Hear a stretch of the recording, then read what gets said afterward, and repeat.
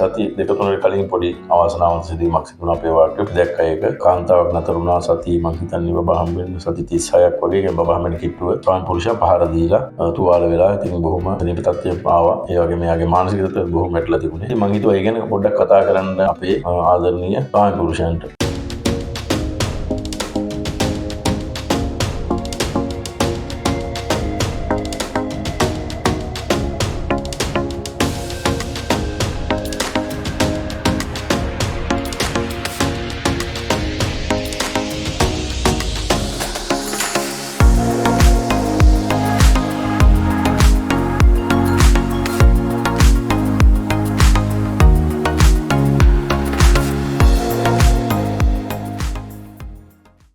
මොකද අපේ සමාජයේ අපි නොකරන පැත්තක් තියෙනවා කියලා මට හිතෙනවා ගොඩක් එහෙම. තිම්පයින් පහර දීලා සහ වද හිංසා නොකරට වචනෙන් උනත් වද හිංසා කරන අවස්ථා තියෙන්න පුළුවන්. ඒවල් වල ස්වාමි පුරුෂයෝ තමන්ගේ බිරිඳට විශේෂයෙන් ගර්භණී අවස්ථාවේ ස්වාමි පුරුෂයාත් එක්ක ගෙදර පවුලේ අය තැරලෙන්නේ බලාගනී කියන බලාපොරොත්තු සාදරයෙන් විශ්වාසයෙන්. ඉතින් මම හිතන්නේ ගොඩාක් දෙනා ආදරයෙන් විශ්වාසයෙන් තමයි ඉන්නේ. ඉතින් මෙහෙම නොවන අවස්ථා මම නිසා මේ පොඩි උපදෙස් ටිකක් දෙනවා විශේෂයෙන් ගර්භණී අවස්ථාවේ. මොකද ගර්භණී අවස්ථාව කියන්නේ බබා ඔයාගේ නෝනාගේ දෙන්නගෙන් බබා. ඒකට නෝනාගේ බබා විතර නෙමෙයි නේද? ඒකට ඒක නිසා දෙන්නගෙම එක සමාන වගකීමක් තියෙනවා. ඒතර ටීඑම් ජයරත් හින්දුව කියලා තියෙන්නේ තාත්තා බුදු වෙන්නේ නැත්තේ ඇයි කියලා.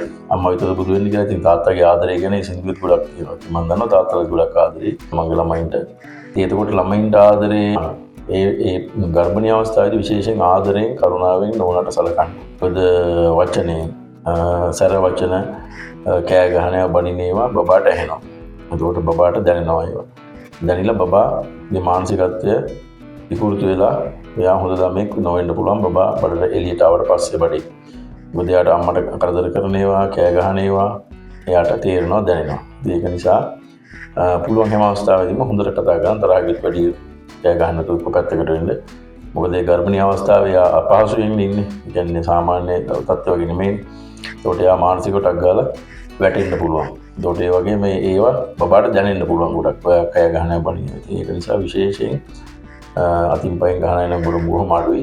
එහෙමනම් හොඳම නෑ. වචනෙන් හරි දැනගන්න ඕන ඒකත් නැවතුත් හොඳයි. මොකද ඒක කෙලින් බඩ බලපාන්න පුළුවන්. ඉතින් බොහොම ආදරෙන් නෝනට කතා කරන්න වැඩේ යනකොට වැඩ ඇරලෙනකොට බබාටත් බඩට කිස් එකක් දීලා බබාට කතා කරන පුතේ අද කොහොමද? උවේ කොහොමද? දුවද පුතාද කියලා දැන් අලුත් නවීන තාක්ෂණයෙන් දන්නවනේ කර්මවල ඉඳලාම. ඒක නිසා අද මම වැඩට ගිහලා වැඩට යන්නේ නැහැ කියලා පුතාට ළමයිටත් කතා කරලා යන්න. ඒකට ඒක එයාට දැනේ. ඒකට එයාගේ ඔයාගේ කටහඬ පොඩි කාලේ ඉඳලම බඩ ඇතුලේ ඉඳලම එයා නුරගත්තාම එළියට ආවට පස්සේ ඔයාට ගොඩක් ආදරේ වෙයි. ඔය කටහඬ නුර ගන්න පුළුවන්. ඉතින් අපි නොපෙනෙන දේවල් අපි විද්‍යාවෙන් හොයාගන්න නැති දේවල් ඕන තරම් තියෙනවා. ඉතින් ඒක මම හිතන්නේ බබාට දැනේ. ඒක නිසා විශේෂයෙන් ආදරෙන් කරුණාවෙන් නෝනාට සලකන්න විශේෂයෙන් ප්‍රෙග්නන්සි බබා හම්බෙන අවස්ථාව අනිත් අවස්ථාවේ තියෙනවා. ඉතින් බබා හම්බෙන අවස්ථාව විශේෂයෙන් සැලකිලිමත් වෙන්න ඕනේ. ඊට අමතරව ඔයා සිගරට් බොනවා නම් එතන අම්මා එතන බොන්න හොඳ නැහැ. මොකද ඒ දුම අම්මට කියලා බබාට යන්න පුළුවන්. සිගරට් බොන්නේ කොහොමද හොඳ නැහැ. ඒක නවත්තන්න. ඒතකොට ඒ වගේ මත්පැන් එහෙම පානය කරනවා නම් කෑ ගහනවා නම් ඒවා පාලනය කරගන්න.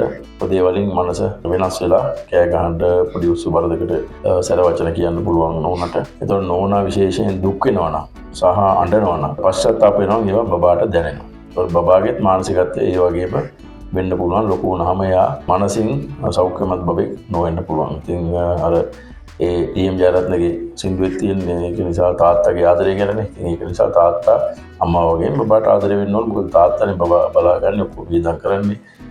ඒතන්ට ගේන්නේ ආරක්ෂා කරන්නේ. ඉතින් ඒක පොඩි කාලේ ඉඳන් මෙයාට දැනෙන්න දෙන්න ඕනේ. හැසිරීමෙන් සහ කතාබහෙන්.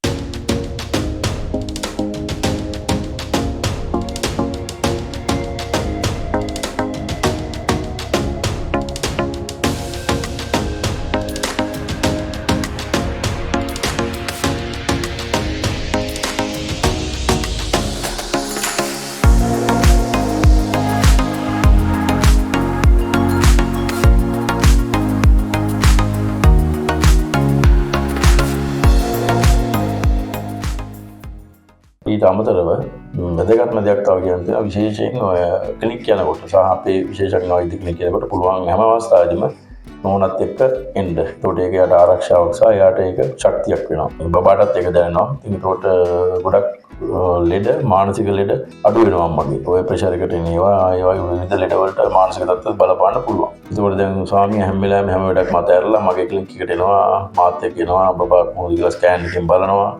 ඒවා දැනනකොට මම හිතන ලොකු ආදරයක් බිරිඳගෙත් ඔබ කෙරේ ඉන්න පුළුවන්. ඊට අමතරව ළමයාත් නොදැනීම තමන් ගැන බලනවා කියලා දැනෙන්න පුළුවන් බඩ ඇතුලේ තිබුණා. ඒක බඩෙන් ආවට පස්සෙත් තාත්තට ආදරය කරලා තාත්තට එකට කියන්නේ විරුද්ධ කතා කියන්නේ නැතුව හොඳ ළමෙක් සමාජයට බිහි වෙයි මං හිතන්නේ. ඉතින් මං හිතන්නේ මේක ඉතාම වැදගත් අපේ ස්වාමි පුරුෂයන්ට.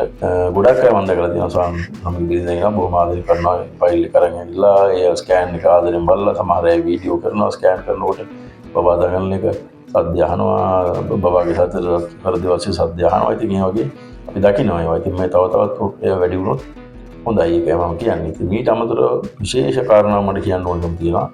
දැන් අම්මලට මානසික රෝග හැදෙනවා. බබෙක් හම් වෙන ගොඩක් වෙලාවට ඩිප්‍රෙෂන් ඒ වගේ ඇග්‍රෙසිව් වෙන ඒවා තියෙනවා. සාමාන්‍ය කෙනෙකුට ඩිප්‍රෙෂන් එන්න පුළුවන්. එතකොට එයාලා ඒකට ප්‍රතිකර්ම හොයන්නේ අම්මලා සියදිවි හානි කරගෙන. ඊටාම දරුණු විදිහට මානසිකත්වය වෙනස් වෙනවා. සාමාන්‍ය අම්මලගෙත් එයා දරුණු විදිහට මැරෙන්න තමයි එයාලා බලාපොරොත්තු වෙන්නේ. කොහොච්චර පයින්නවා, ලිඳේ පයින්නවා, මේ බිල්ඩිමේ පයින්නවා, බාල් කෙල්ලෙනවා. ඒ වගේ දරුණු ඒවා කළා තමයි මැරෙන්නේ. ඉතින් අපි දැකලා තියෙනවා. ඒකට ඒ අම්මා කෙනෙක්ගේ හැසිරීම වෙනස් නක් ගෙදරදී වෙනදාට වඩා.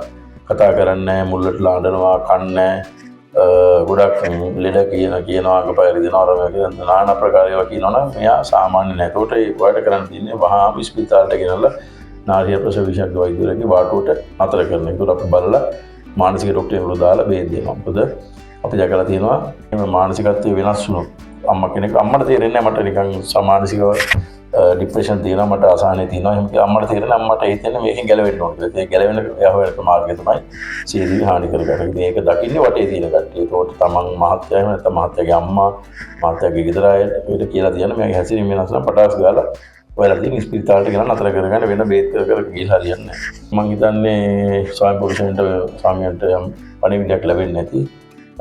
මොකද ළමයා කියන්නේ ඔයාගේ නෝනාගේ දෙන්නගම මේ තනි අම්මා විතරක් නෙමෙයි දෙන්නගම වගේ ජීවත් වෙන බව හොඳට බඩ ඇතුලේදී හදාගන්න. සහ බඩෙන් ආවට පස්සේ හදාන්න එකත් වගේම බඩ ඇතුලේදී ඒ ළමයාට යන යම් පණිවිඩ එයාට පසු ජීවිතේ බලපාන්න පුළුවන්. විශේෂයෙන් කෑ ගහන පරිසරයක ඔය හැම වෙලාවෙම බැනුම් අහන පරිසරයක හිටියොත් ළමයාගේ මනස විකල් වෙන්න පුළුවන්.